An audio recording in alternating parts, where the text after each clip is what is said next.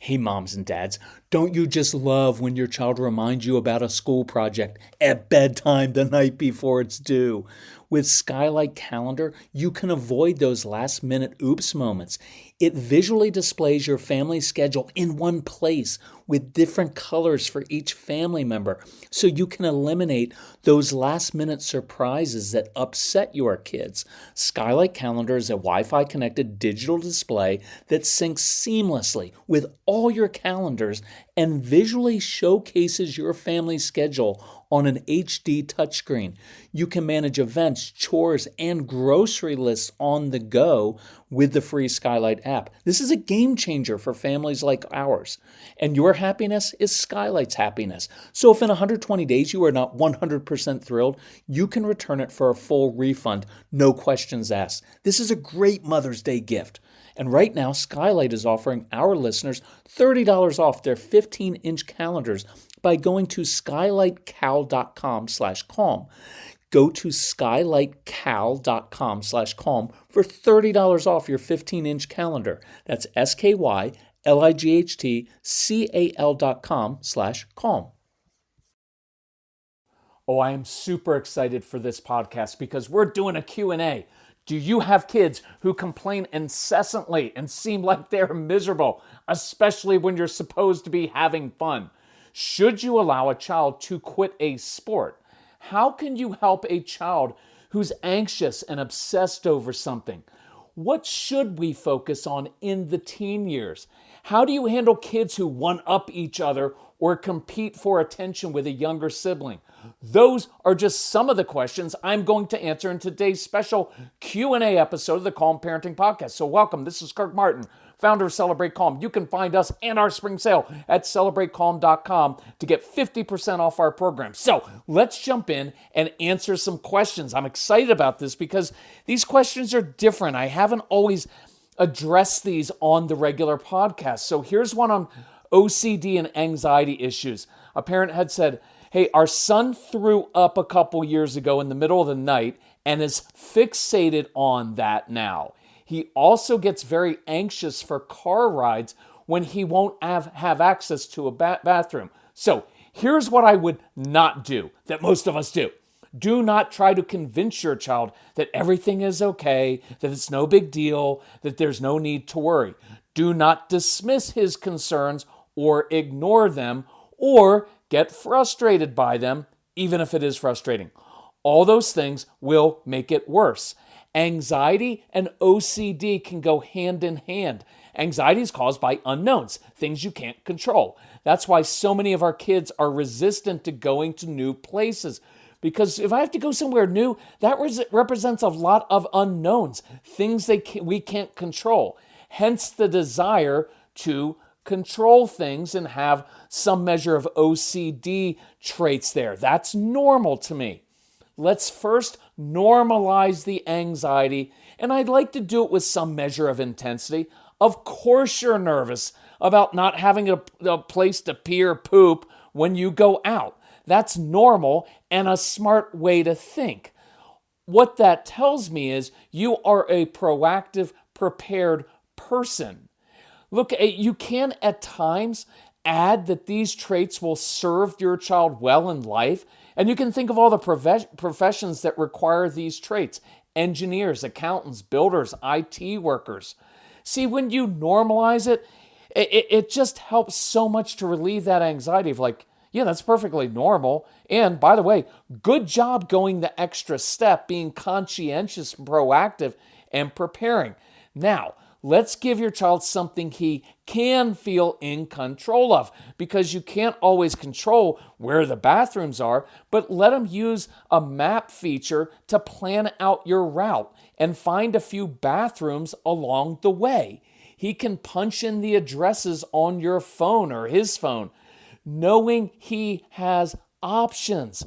That will probably relieve some of the anxiety. Look, when we go to new places and overseas, I do a lot of extra planning like this. It is helpful. It relieves a lot of my anxiety so I can relax. Let them create maybe a little bag to keep in the car with toilet paper and wipes and hand sanitizer.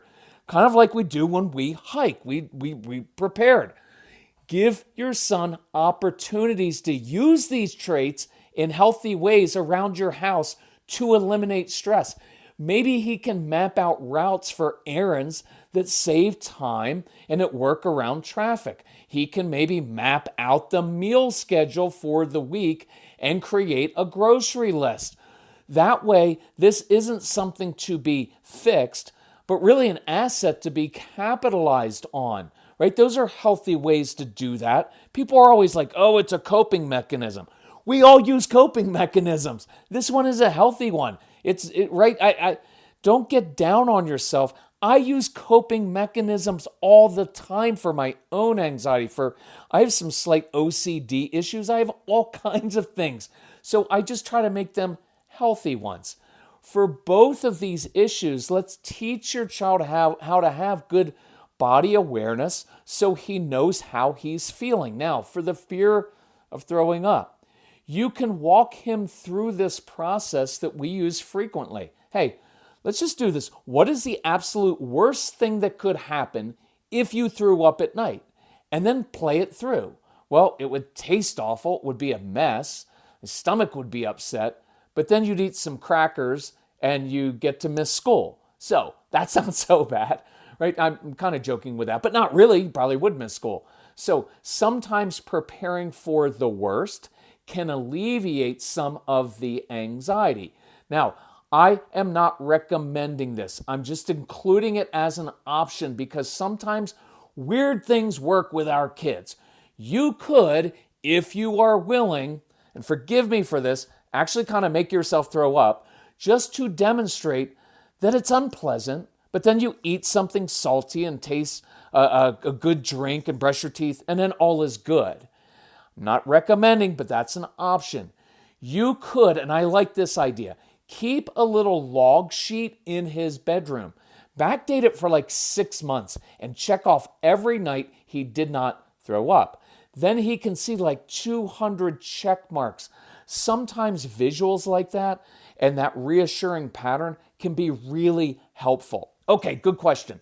My 7-year-old complains about things not being fair because I carry the 3-year-old down the stairs and then she demands that I do it. She will scream when something doesn't go right, and that triggers my fight or flight response. Any ideas? By the way, number one is for Mother's Day, ask for noise-canceling headphones or just go get them today. Look, you do not have to hear everything that your kids say, right? I like to be engaged and connected. But man, some of your kids are really loud and it triggers you. So just you can get these, you can get different earbuds that allow you to listen to music and at the same time you can still hear what your kids are saying and doing, and it just helps keep you from triggering. Okay, change your expectations of yourself and your daughter.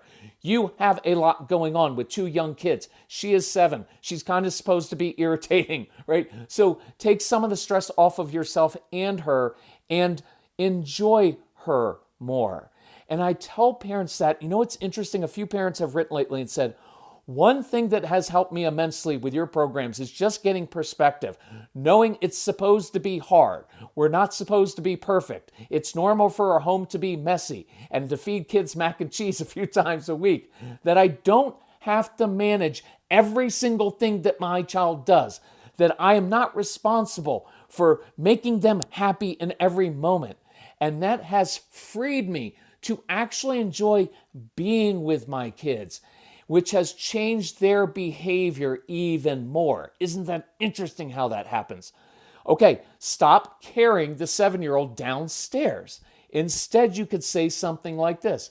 Hey, I can treat you like a 3-year-old, but that means that then you go to bed earlier. You don't get to eat special things, right? I have to treat you like a 3-year-old. Or I can treat you like the older sister. See, when you act more grown up, you get to do more grown-up things and have more grown-up privileges and responsibilities. So let's see if we can change from her competing with her younger sibling to creating a special place for her as the older sister. When you talk to her like an adult, very matter of fact, especially when she's frustrated. I think what's happening is You are overwhelmed, which I get. You should be overwhelmed with 2 young kids. You get frustrated, and then she gets frustrated. I think you're feeding off of each other a little bit. And a lot of us as parents, I had that with Casey, with our son, and a lot of like a mom and daughter like this, you're going to feed off of each other. It's your job to break that loop and stop reacting. And right, so work on that. And I want to encourage you, relax and enjoy these years. It's hard. Little kids are a pain. They make messes. They ruin your agenda. So lighten up on your agenda. Build time in for to happen every day, because it will. Okay, kind of related-ish question. Our boys constantly try to one-up each other. How can we get them to stop? So way back in the day when we had all these kids at our camps, we called them 7-uppers because they would boast ridiculously. It wasn't like 1-up, it was like 7-up. And so here are a few thoughts. You can't really do much directly because they're just immature little kids who are insecure. So focus on building their true talents and gifts. Give them opportunities to do jobs. And you know what I like for older people or just other adults, because our kids are so good for other people and they're good in the adult world. And when other people notice their talents, that builds confidence. Right now, it's kind of just boys being boys. Now, you do have the right to say, hey, you know what, that just makes you sound ridiculous, because everybody knows it's not true. But here's what is true. And then you can list 5 qualities that you see in them that they do have. You know what's cool about you? You can see patterns. You are amazing at chess and arguing. You can see in 3 dimensions and build cool stuff without even reading the directions, which also means you'll probably get your family lost while driving and refuse to stop and ask directions and beat yourself up and make the car ride tense because you wasted 20 minutes instead of saving 10 with your shortcut. Sorry, had to throw that in because that's what we as guys do.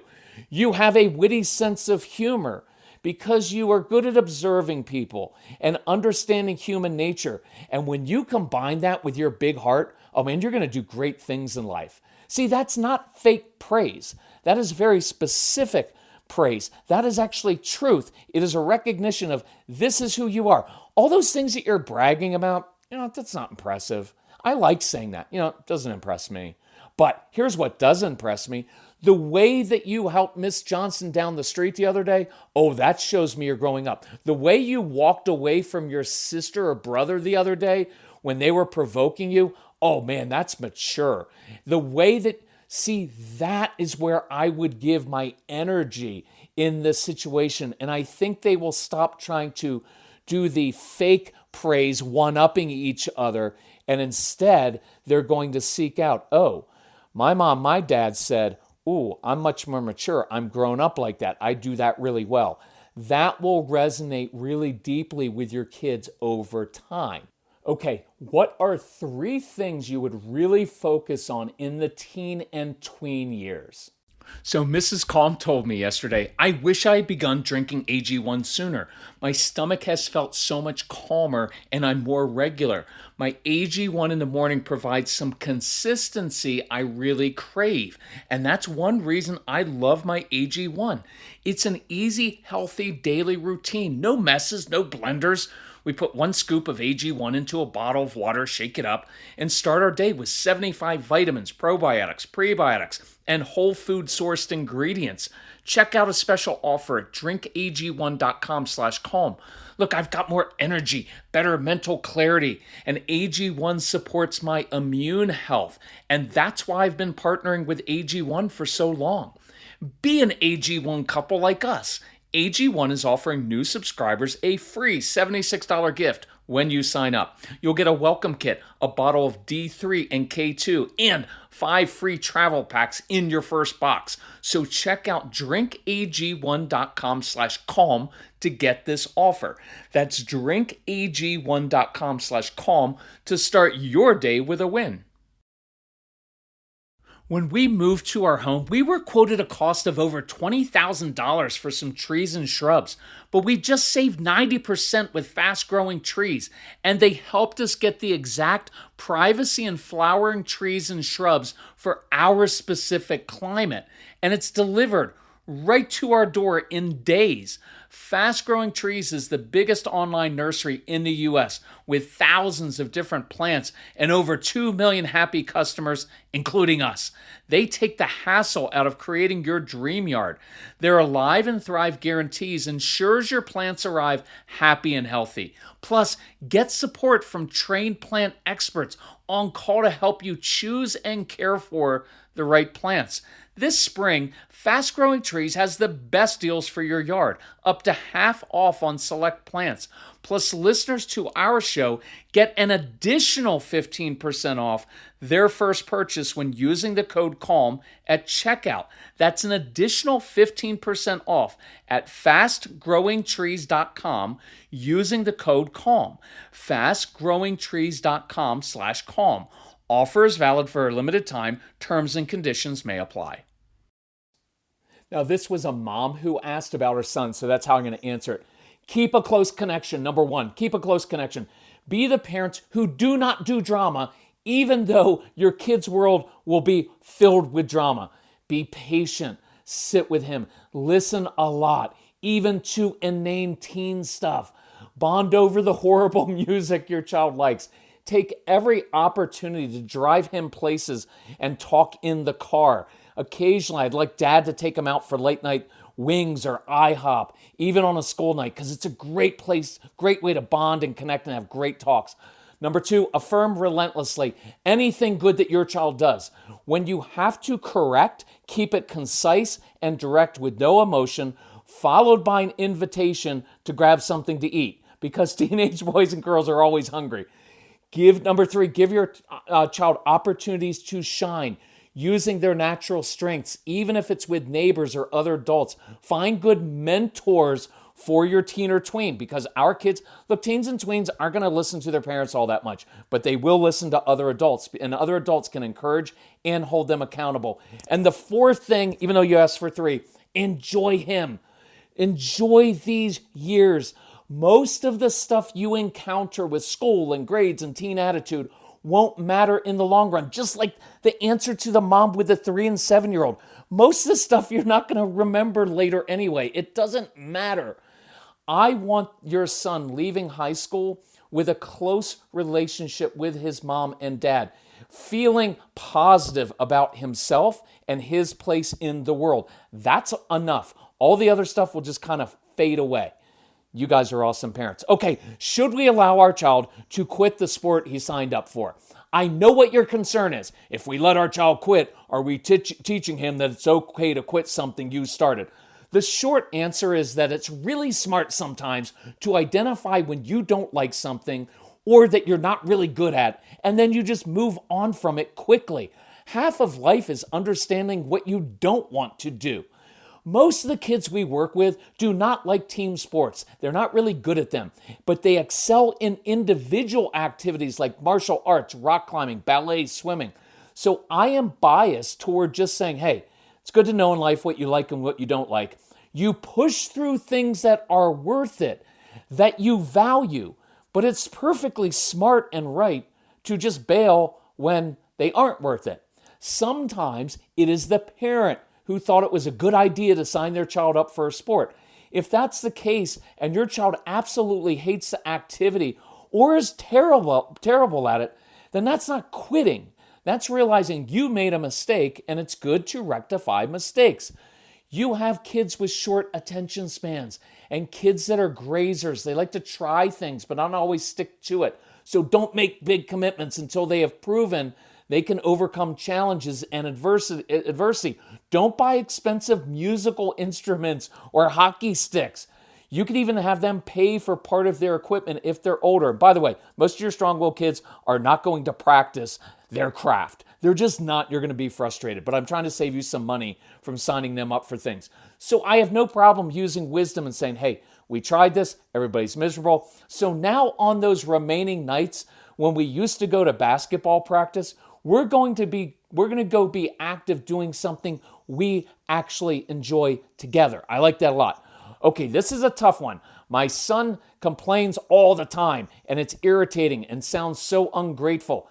I want you to know you're not alone. This is very, very, very common with our kids. I've included an entire section on this in the updated Discipline That Works program. So if you have that, listen to it on the app. So I'll just cheat and I'll quote right from that.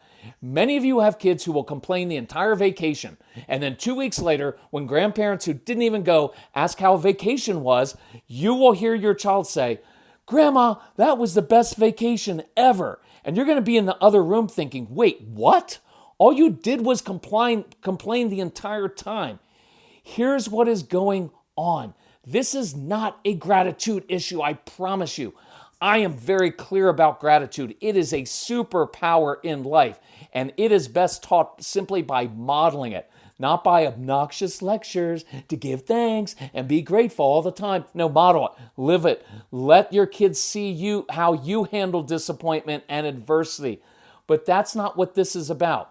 This is about kids who are verbally and emotionally expressive. And when they encounter even a small disappointment, they vent immediately.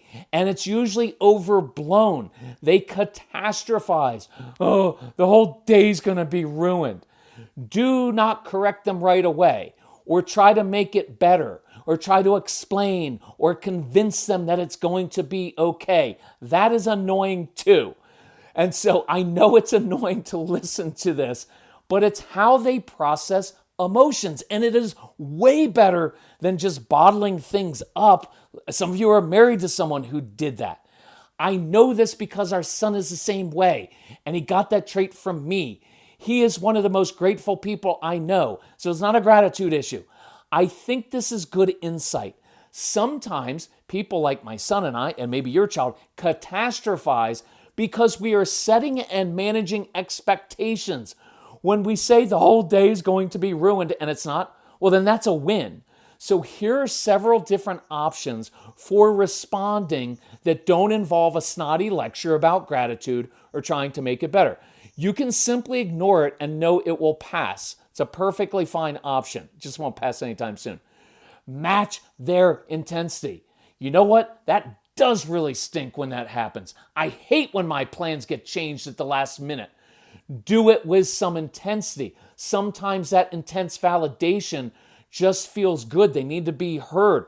A couple months ago, Casey, who's a grown man, texted me about this blood test he had to do, and it meant fasting overnight and well into the next day. Plus, he couldn't drink water or even brush his teeth in the morning, so it was gross.